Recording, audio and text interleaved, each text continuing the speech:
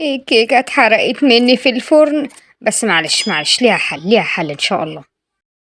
هلو على احلى متابعين بيتابعوني من كل مكان. النهارده هنعمل يوم كامل باللون الابيض. بس قبل ما نبدأ يومنا ما تنسوش تدعموني باللايك والشير والسبسكرايب عشان يوصل لكم كل جديد. في بداية يومنا النهارده هنبدأ بالفطار. الفطار النهارده هيبقى جبنة بيضة براميلي. بس طبعا انا مش هينفع ناكل العيش البلدي، لان احنا متفقين ان كل حاجة بيضة، والعيش البلدي مش ابيض، العيش البلدي اسمر. يبقى هنعمل ايه؟ هنعمل مع بعض العيش الشامي ابيض اهو. بصوا طريقته.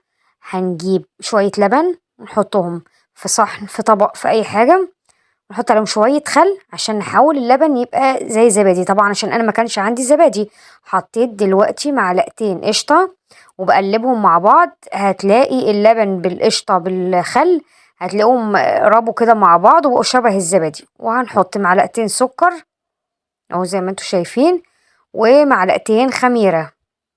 انا عشان جايبة كيس خميرة على بعضه فبحط معلقتين، انما انتي لو جايبة كيس كده بس واحد فانتي بتحطي الكيس على بعضه، يطلع زي ما يطلع بقى. وبنقلبهم مع بعض كده لحد ما الخميرة تدوب نوعا ما يعني. لسه هنحط عليها الحاجات التانية. حطينا بقى الدقيق بتاعنا، هو كيلو. عايزة تجيبي سايب، عايزة تجيبي الأكياس، بس الأكياس بيبقى أنضف يعني. أي نوع يعني، هو استخراج 72. وما ننساش نحط رشة ملح صغيرة.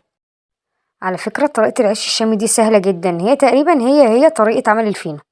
حطينا عليهم 3 معالق زيت، بس يستحسن يكون زيت نضيف، لان الزيت التاني المعتاد بيبقى ريحته مش حلوة في المخبوزات بالذات يعني. وهنقلب كل دون، وهنحط مية عليه ونحوله لحد ما يبقى عجينة. بس بلاش مية كتير لانه بتبقى الدنيا مش احلى حاجة. كده انا عجنته وسبته يخمر. قعد ساعة ودلوقتي كورته كده زي ما انتوا شايفين، كور صغيرة بس بالمنظر ده كده. ولسه بقى هنفرده، اوريكم طريقة فرده عاملة ازاي. ادي كورة اهي، بس طبعا لاني انا ما بعرفش افرد فخليت اخويا هو يعمله، لان انا مش بيجيلي طقطان افرده، او المفروض يتفرد ويبقى رفيع جدا. بصوا كده بالدقيق، ما نحطش اي مادة دهنية يعني. بس وبنحاول نفرده على قد ما نقدر بالنشابة بايديكي، بعصاية المقش حتى ينفع، بس طبعا تكون عصاية نضيفة يعني. كده فردناه زي ما انتوا شايفين كده. بس هنسيبه بقى يعني يخمر شوية كمان، يعني ربع ساعة كده بس، يعمل شوية يرتاح بس، يرتاح. بص السمك عامل ازاي، سمك 1 سنتي، سمك رفيع قوي. كده انا سويناه، بصوا كده، بصوا هو بيرفع. اوبا، ايه رأيكم؟ حاجة من الاخر كده، ابيض اهو. عشان محدش يقول لي عيش اسمر، عيش ابيض. هنعمل كل حاجة بيضة في البيت ان شاء الله، يا رب يبقى يومنا ابيض يا رب. بصوا بينفخ ازاي.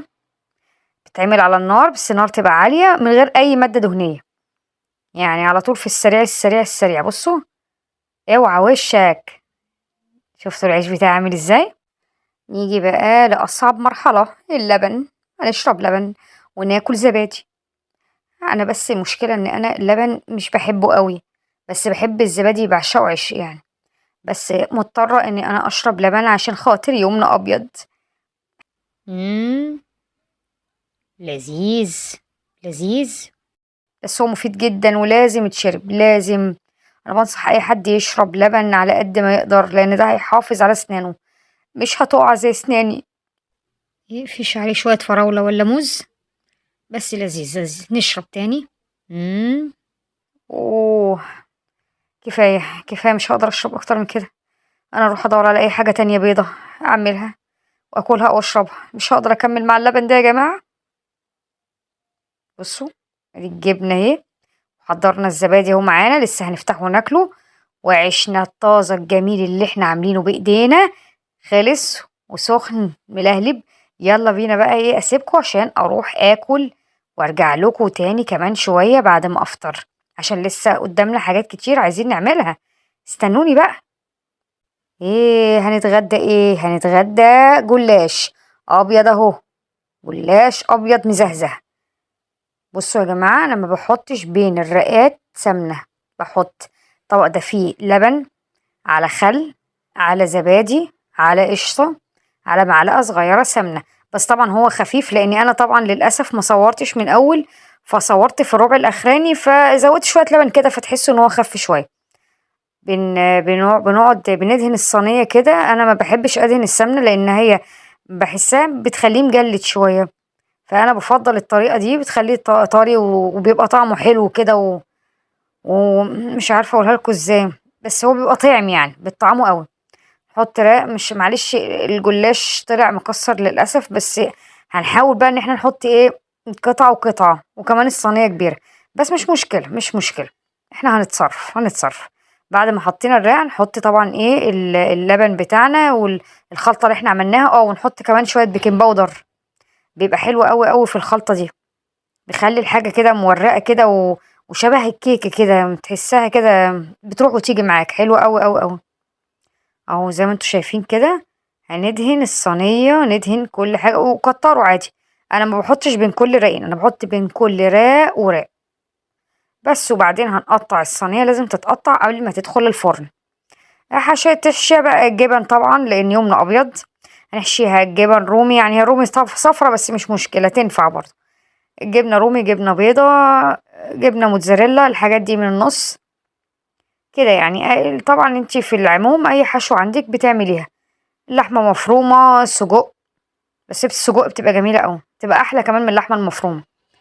بانيه يتقطع زي الشاورما وتعمل، كل حاجة بتنفع، ما فيش حاجة ما بتنفعش. المهم بس ان احنا ايه، نقطعه كده عشان احنا لسه هنيجي نسقسقه تاني بالشوربة اللي احنا عملناها، بس بعد قبل ما يستوي ب5 دقايق كده. شايفين شكل الصينية عامل ازاي؟ تتاكل وهي نية اهو ابيض. انا مرضتش اعمل اندومي لان الاندومي الاكله المعتاده للناس كلها، قلت نغير ونخلينا في الجلاش. كان الجلاش القمر بتاعنا، نحلي بقى نعمل ايه، نعمل كيكه اسفنجيه معتبره من اللي بنشتريها من بره. يلا بينا، يلا بينا. اول حاجه هنعملها هنكسر 5 بيضات بمضرب الكهرباء او المضرب السلك او الخلاط براحتك. هنحط ايه 5 بيضات لاني انا هعمل كيكه يعني اسفنجيه، بس الدقيق بتاعها اللي هو بيبقى جاهز، دقيق الاسبونج. او حطينا ال5 بيضات كده زي ما انتوا شايفين. ميزة الدقيق بقى دون ان احنا بنحط كله على بعضه.